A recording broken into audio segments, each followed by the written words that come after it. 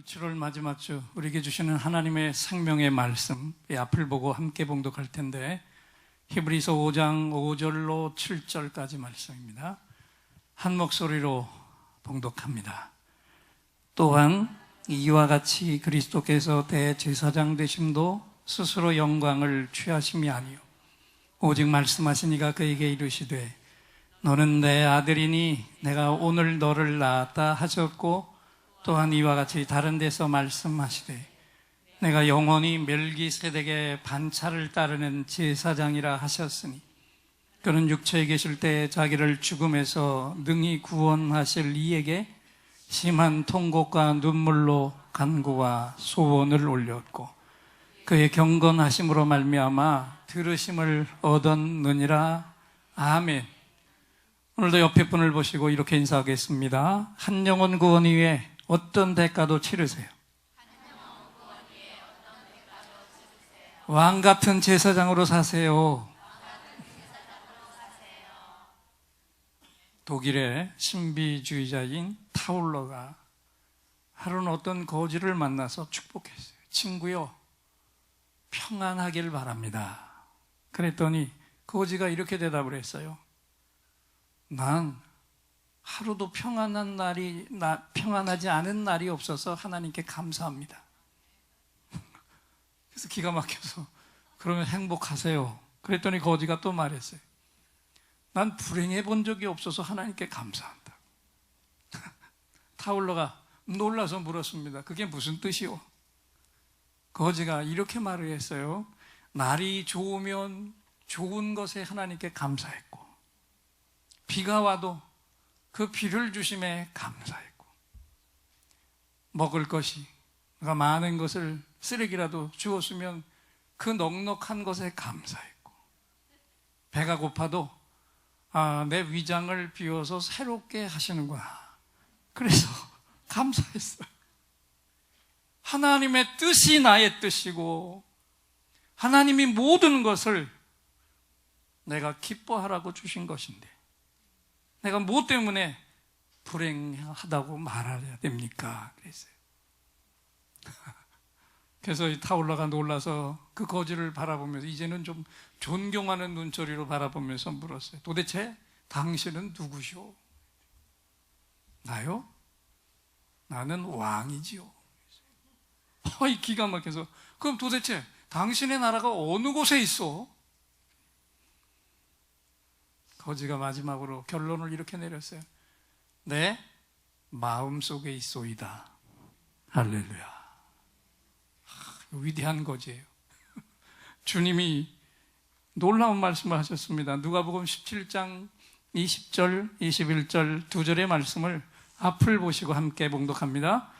바리새인들이 하나님의 나라가 어느 때에 임하나이까 묻거늘 예수께서 대답하여 이르시되 하나님의 나라는 볼 수 있게 임하는 것이 아니오 또 여기 있다 저기 있다고도 못하리니 하나님의 나라는 너희 안에 있느니라. 아멘. 여기 중요한 게 뭐예요? 하나님의 나라는 누구 안에? 내 안에.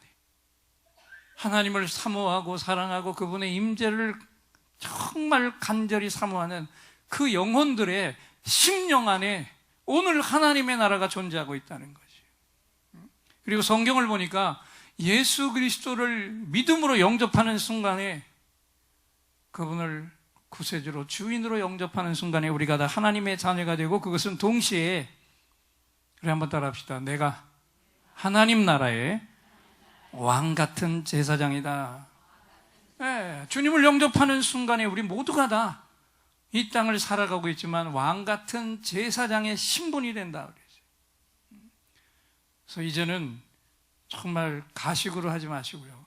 옆에 분을 잘 바라보시고 이렇게 인사하세요. 왕 같은 제사장님, 정말 존경합니다. 네. 그러고 나니까 좀 보여요. 왕 같은 제사장으로. 그렇게 내 옆에 있는 분들이 그렇게 소중한 분들.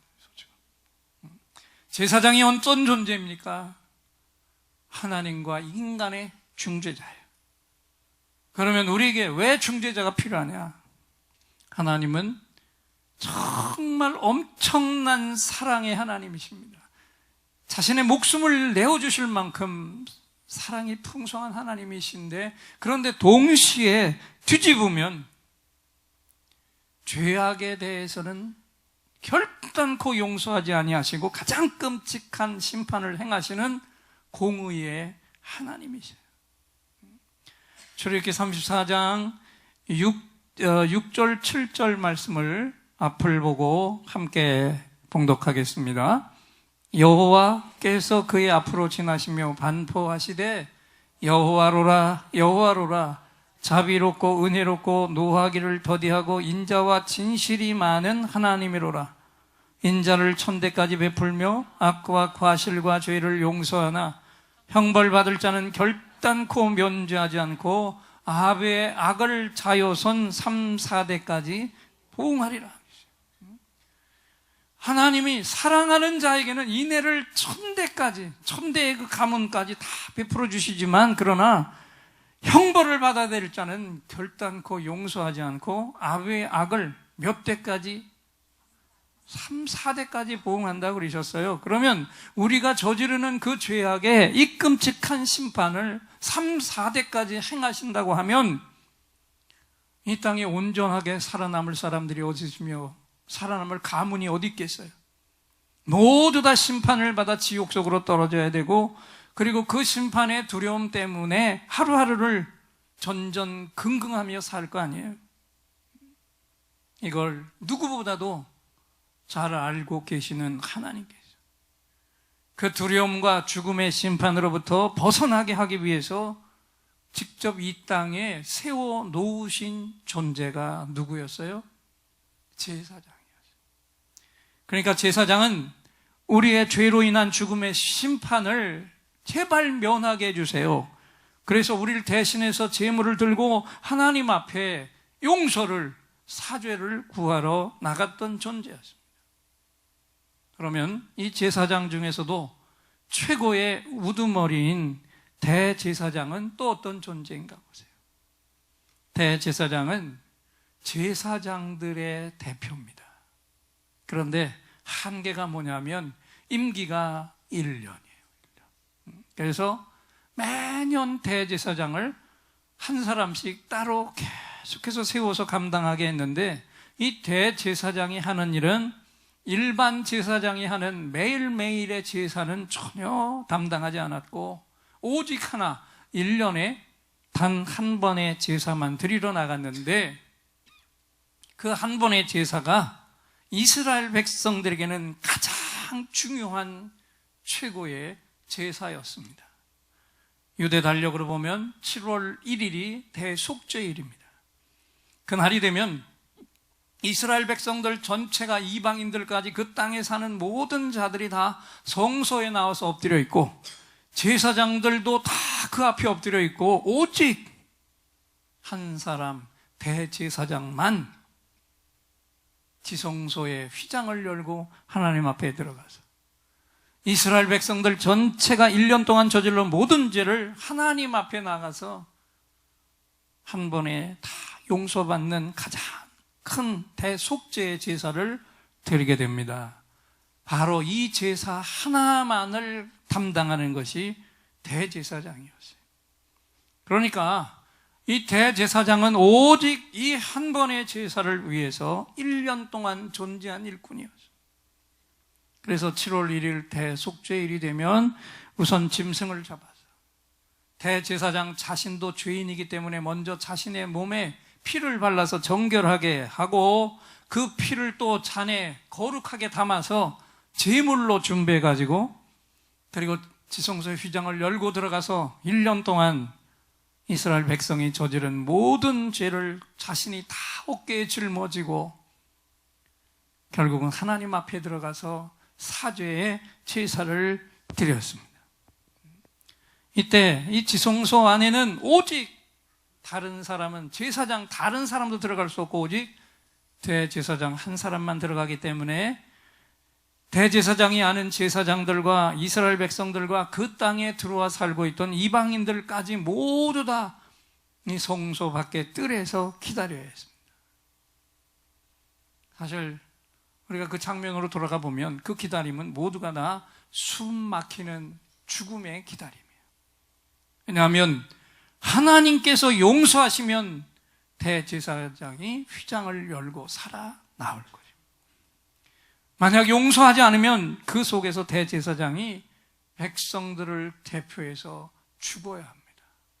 그래서 여러 번 얘기했잖아요.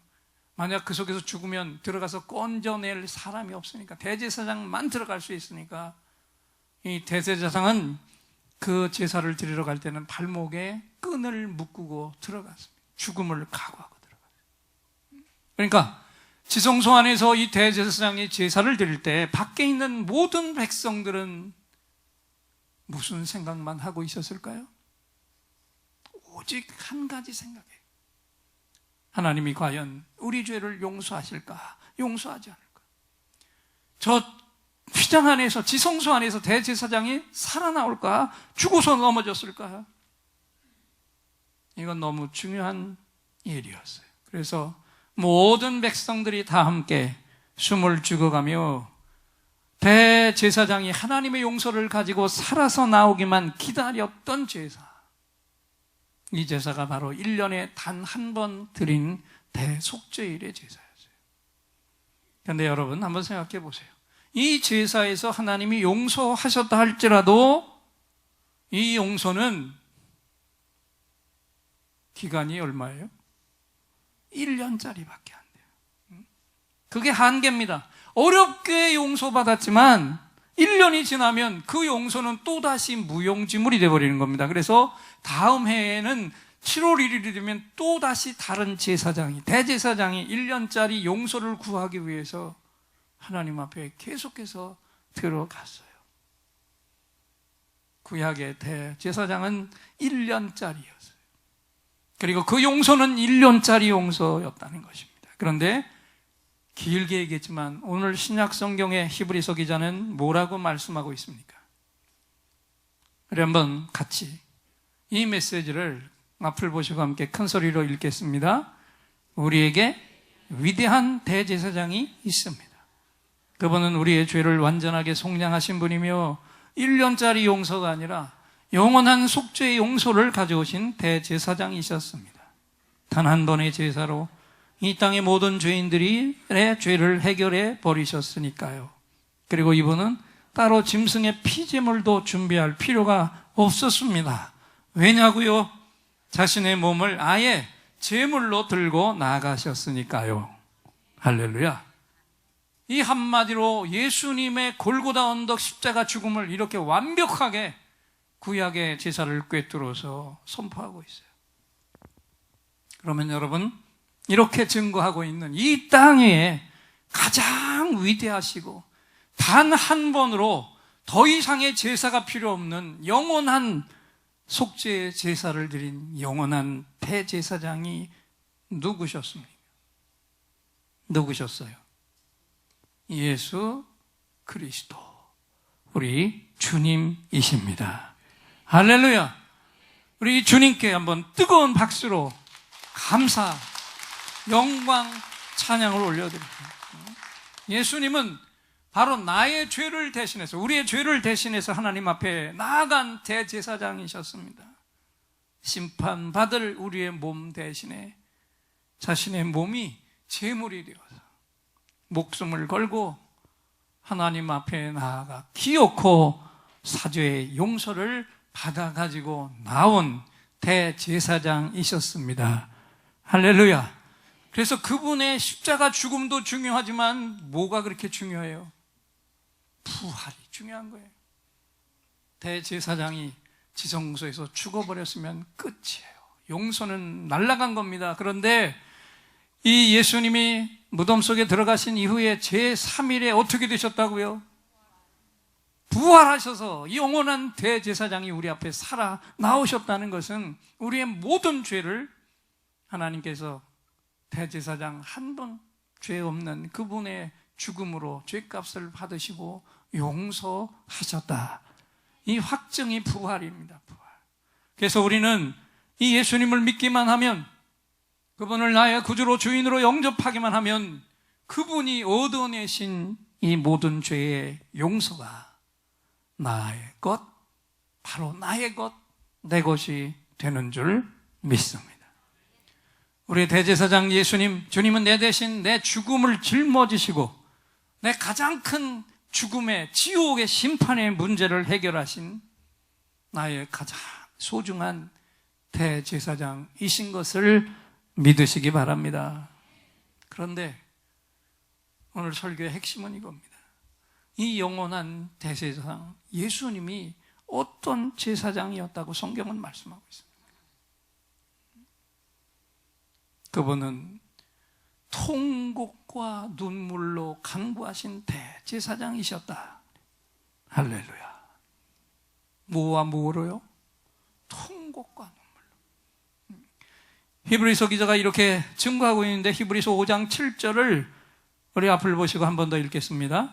그는 육체에 계실 때 자기를 죽음에서 능히 구원하실 이에게 심한 통곡과 눈물로 간구와 소원을 올렸고 그의 경건하심으로 말미암아 들으심을 얻었느니라. 모든 죄인들이 죽어가는 그 지옥의 심판, 죽음을 안타까워하면서 인간으로 오신 하나님이 통곡하시고 눈물로 그 용서를 간구하셨고 하나님께서 그 간구를 들어주셨다. 주님은 다른 제사장 아니에요. 통곡하신 대제사장. 왜 통곡하셨어요? 우리의 뭐 때문에? 우리의 죄 때문에. 죄로 인해서 영원히 꺼지지 않는 지옥불 속에 던져질 그 영혼들을 바라보시며 통곡하지 않고는 견딜 수 없으셨던 거예요. 자신은 죄 한 점도 없었는데 죄로 인해 영원한 지옥의 구덩이 속으로 떨어져야만 하는 인간들을 위해서 그 모든 죄를 다 누더기처럼 자신이 뒤집어 쓰시고 통곡하고 또 통곡하셨어요. 인간들의 죄와 거기 부어질 그 하나님의 진노의 심판을 바라보시며 통곡하셨는데 주님은 이렇게 통곡하셨는데 지금 이 땅 위에 가장 심각한 문제가 무엇입니까? 이 땅을 지금 살아가고 있는 사람들의 눈에서 눈물이 사라졌다는 거예요. 믿음을 가진 교인들의 눈에서조차 눈물이 실종돼 버렸어요.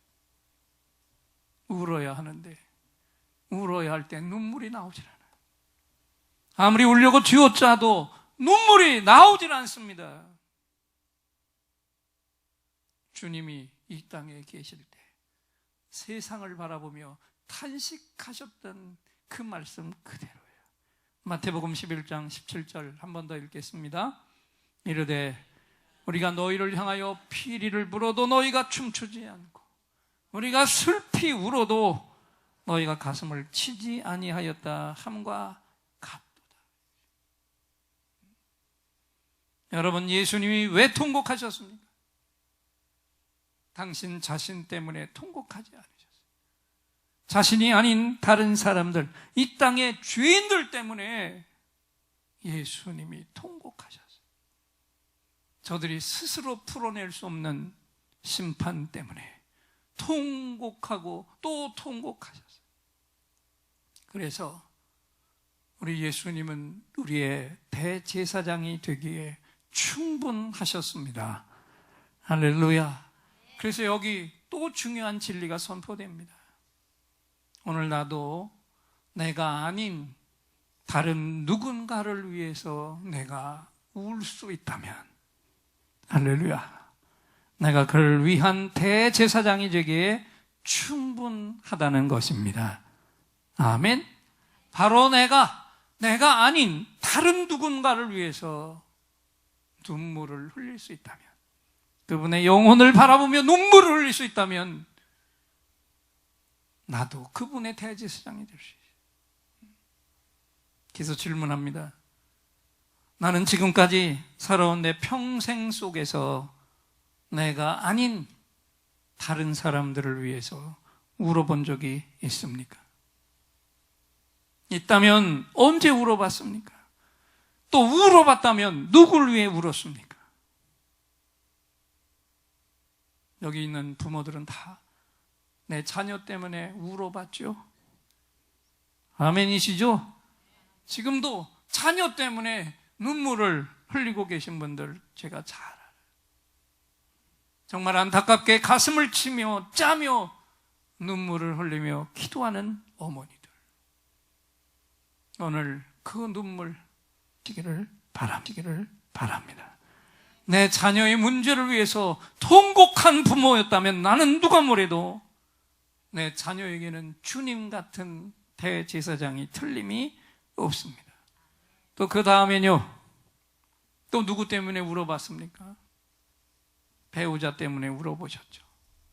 남편 때문에, 아내 때문에 내가 통곡해봤다면 나는 내 남편의 대제사장이요, 내 아내의 대제사장이 틀림없습니다. 그 다음에 또 누구를 위해 울어보셨어요? 오늘 여기 서서 말씀을 선포하는 이 최 목사는, 이 예인재단을 목양하는 이 최 목사는 여러분 때문에, 어려움을 가진 예인 때문에 적지 않은 눈물을 흘렸고 지금도 눈물을 흘리고 있습니다. 저는 분명코 주님 앞에 예인들을 위한 대제사장이 틀림이 없는 줄 믿습니다. 또 여러분 중에는 목사인 저를 위해서 눈물로 기도하고 계신 분들이 있으십니다. 새벽마다 목회자를 위해 눈물로 기도하시는 분들, 그분들은 목사를 위한 대제사장이 틀림이 없습니다. 또 내가 건져야 할 영혼 때문에 울어본 적도 있으시죠? 이런 눈물을 흘리고 있는 분들은 그 건져야 할 영혼들을 위한 대제사장이 틀림없는 걸 믿으시기 바랍니다. 그렇다면 여러분, 이제 가장 중요한 것을 생각해 봐야 되잖아요. 오늘 나도 누군가를 위해 얼마든지 누구와 같은, 예수님과 같은 대제사장이 될 수 있습니다. 할렐루야. 한번 따라합시다. 오늘 나도 누군가를 위해 예수님과 같은 대제사장이 될 수 있다. 그렇게 되려면 오직 단 하나예요. 주님의 대제사장의 모습 속에서 오직 이 한 가지, 이 한 면에만 초점을 맞추면 됩니다. 내가 아닌 다른 누군가를 위해서 내가 눈물 흘리고 통곡할 수 있다면, 그를 위한 대제사장이 될 수 있다면, 오늘 이 시간 저와 여러분 반드시 성령 하나님께 이 시간에 구해야 할 것이 있습니다. 누군가를 위해 통곡할 수 있는 이 예수님의 마음, 이 마음을 내게 부어주시라고 간절히 구하시기를 바랍니다. 앞에서 주님이 탄식하며 말씀했잖아요. 피리를 불어도 너희가 춤추지 않고 우리가 애곡하여도 너희가 가슴을 치지 아니하였다. 이것이 오늘 이 땅에 쇠퇴여 우리의 마음이라면, 그렇다면 더더욱 우리는 통곡의 마음을 달라고 주님께 기도해야 됩니다. 오늘 말씀에 열쇠가 될 수 있는 두 개의 말씀을 한꺼번에 드리는데, 에스겔서 11장 19절의 말씀을 앞을 보고 한 번 더 읽겠습니다. 내가 그들에게 한 마음을 주고 그 속에 새 영을 주며 그 몸에서 돌 같은 마음을 제거하고 살처럼 부드러운 마음을 주어. 에스겔서 36장 26절을 또 있습니다. 또 새 영을 너희 속에 두고 새 마음을 너희에게 주되 너희 육신에서 굳은 마음을 제거하고 부드러운 마음을 줄 것이며. 아멘. 여기 보세요. 왜 우리가 눈물을 흘려야 되는데 주여 짜도 눈물이 나오지 않습니까? 나도 모르는 사이에 내 마음이 돌같이 단단하게 굳어지면 쏟아지잖아요. 그런데 그 돌 같은 마음이 살처럼 부드러운 마음이 되는 것은 이 두 귀절에 열쇠가 하나 들어있죠. 뭐가 임하시면? 하나님의 새 영이 임하시면. 할렐루야. 하나님의 성령의 사용에 임하시면 단단하게 굳어버린 우리의 마음들이 살같이 부드러운 마음, 아픈 자를 위해 같이 붙들을 켜 부둥켜 안고 울 수 있고, 주님 모르는 그 영혼을 위해서는 죽어 심판에 떨어질 그 안타까움을 바라보며 같이 붙들고 통곡할 수 있는 그 마음으로 우리가 바뀌어질 수 있어요. 새로운 성령님의 역사, 사형이 우리 속에 임하시면 단단한 돌 같은 마음들이 부서지고 살 같은 주님의 마음으로 바뀌게 되어집니다. 그래서 오늘 설교의 마지막 결론은 다른 거 아니에요. 오늘 이 시간 이 말씀을 들으면서 우리가 이 한 주간 동안 계속해서 하나님 앞에 구할 제목은 오직 한 가지뿐입니다. 그래 한번 따라합시다. 하나님 아버지, 새 영을 부어 주옵소서. 새 영을 부어 주셔서 내 속에 단단하게 굳어진 마음들을 다 깨뜨려 주옵소서. 할렐루야. 이 한 주간 동안 오직 이 기도만 드리고, 그러면 어려운 자를 보고 아픈 자를 보고 무너지고 넘어진 자를 보면 우리의 마음이 움직여지고 때로는 그들을 향해 눈물을 흘리는 기도가 하나님 앞에 드려질 것입니다. 박두진이라고 하는 분이 예수님의 죽음에 대해서 이렇게 고백하며 글을 썼습니다.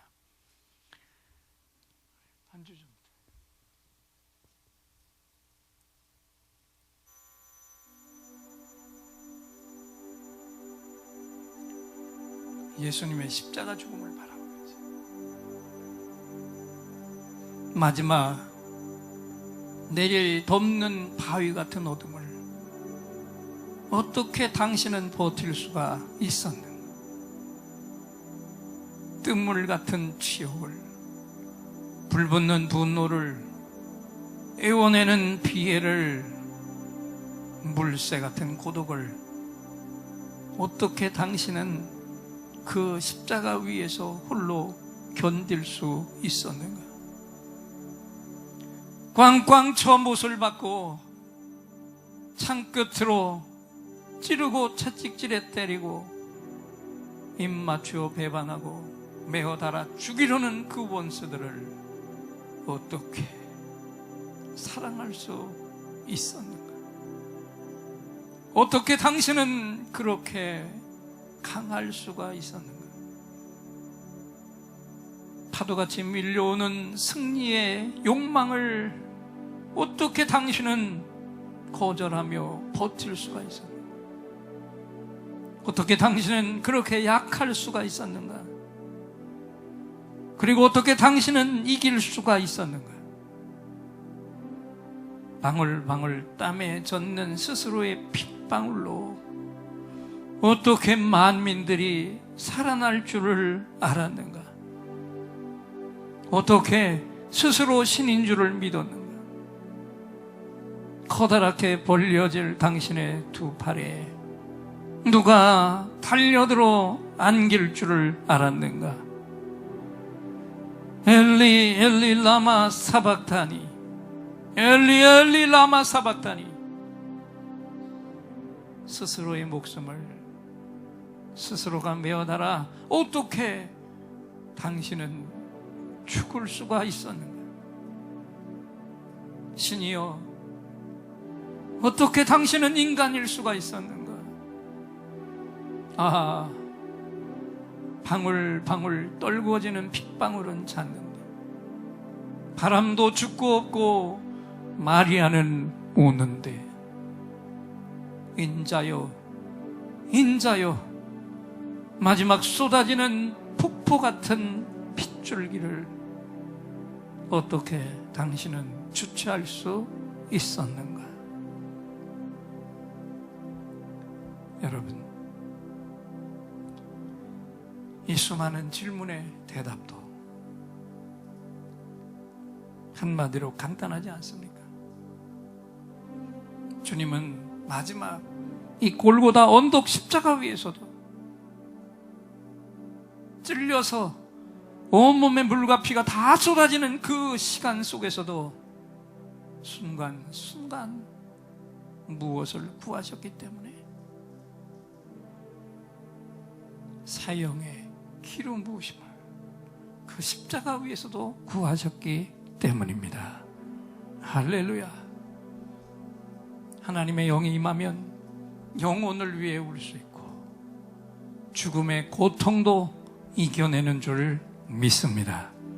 그래서 오늘 이 시간 말씀을 마무리하면서 우리 모두 다 함께 정말 뜨겁게 이 찬양을 부른 후에 주신 말씀 그대로 사형이 이 시간 우리에게 부어지도록 뜨겁게 기도하는 시간을 갖겠습니다.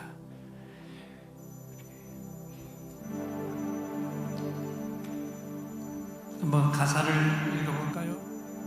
마지막 날에 내가 나의 영으로 모든 백성에게 부어주리라. 자녀들은 예언할 것이요 청년들은 환상을 보고 아비들은 꿈을 꾸리라. 주의 영이 임하면 성령 하나님이여 임하소서. 이 시간 우리에게 임하시옵소서. 할렐루야. 우리 함께 뜨겁게 하나님을 향해 찬양합니다.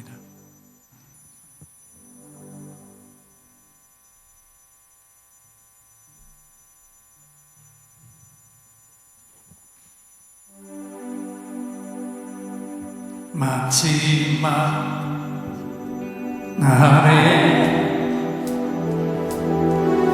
내가 나의 영으로 손뼉을 치면서 모든 백성에게 부어주리라.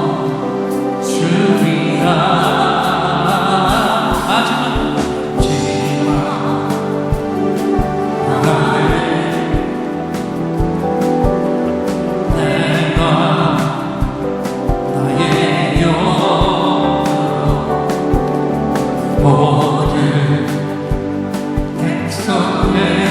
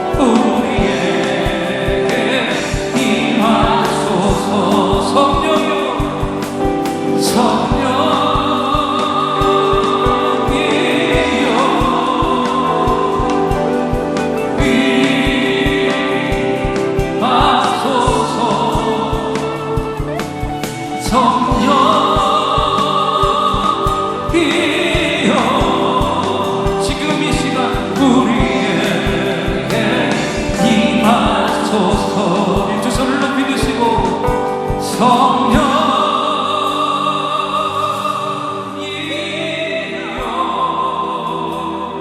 할렐루야 임하소서 성령이여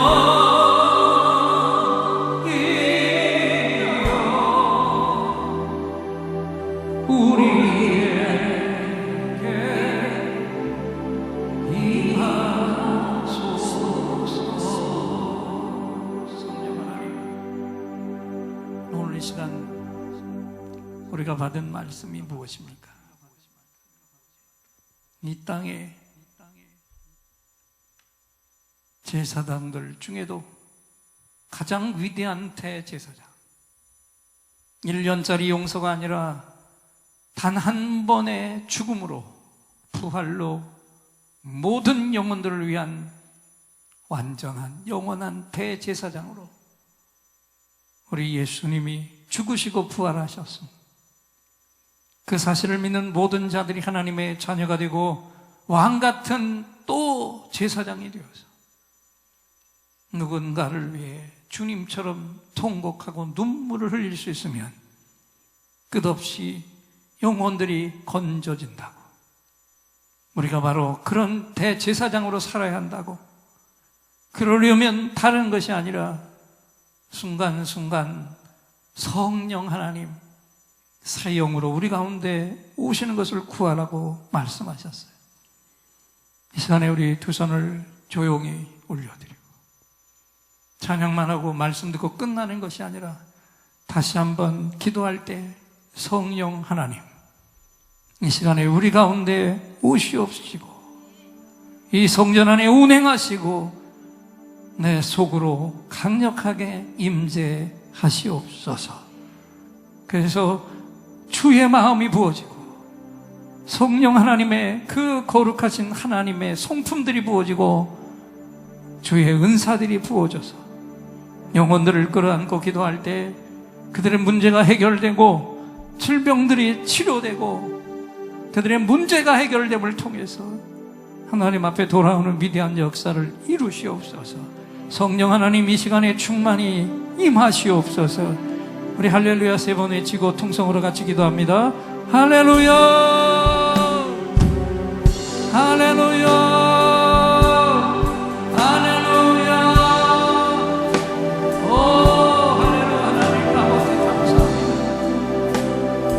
시간에 말이 지나가고 우리가 그 말씀을 들고 기도할 때 성령 하나님 우리 가운데 오시옵소서. 체험으로 오시옵소서. 마지막 날에 내가 나의 영으로 부어준다고 하신 그 말씀 우리의 힘들게 하여 주옵소서. Holy Spirit come, 거룩한 영이 오시옵소서. 우리 자녀들이 예언하게 청년들이 환상을 보게 하여 우리 노인들은 꿈을 꾸는 위대한 영을 우리에게 허락해 주시옵소서.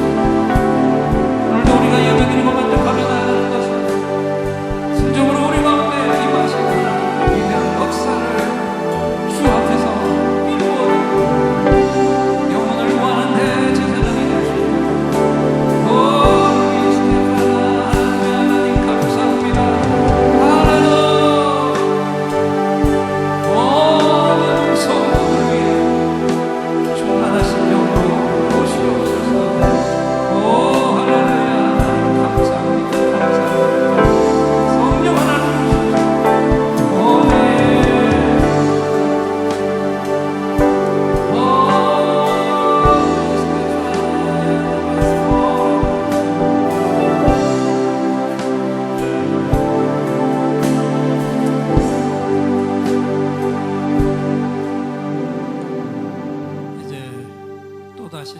선물을 받을 시간이죠. 이 자리에 나오신 여러분 가운데 긴급히 응답받을 기도 제목을 가지고 오신 분들과 깊은 상처의 치유가 필요한 분들은 두 손을 가슴에 얹어주시오. 몸에 질병이 있는 분들은 그 질병이 있는 부분에 손을 얹으세요. 제가 여러분의 제사장으로 여러분의 응답과 치유를 위해 하나님을 향해 간절한 찬양을 올려드리고, 하나님이 이 시간 주시는 그 응답을 확신의 찬양으로 선포할 때 최고의 치유, 최고의 응답이 선물로 부어질 것입니다. 믿음의 손을 얹으시기 바랍니다. 오늘 이곳에 성령님 오셔서 우리의 상처, 우리의 질병을 주여 우리의 영혼을 만지사 생명처럼 뛰게 하옵소서. 여기 이 시간 치유의 찬송을 마음의 귀로 영혼의 눈으로 오직 주님을 찾는 이 가슴에 영원하신 분을 만나리라. 아픈 사람들 여기에 있어요. 이 노래 듣고 소망을 가져요. 주여 불쌍히 여기어 주시사 치유의 힘 받게 하옵소서.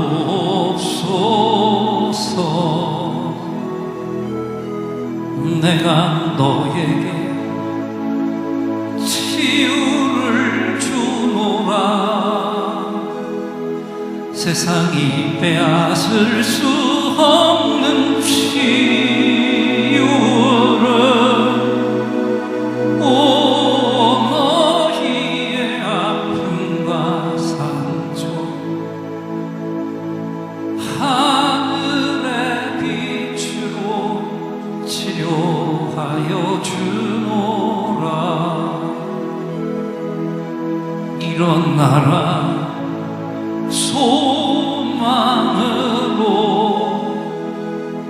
일어나라 예수를 믿음으로. 너의 믿음대로 되는 나라에서 하늘의 문이 열려 모든 병이 사라지네. 하늘의 문이 열려 모든 문제 응답되네. 예수 안에서 치료하소서. 예수 안에서 응답하소서. 예수 안에서 살게 하소서. 예수 안에서 일으키소서.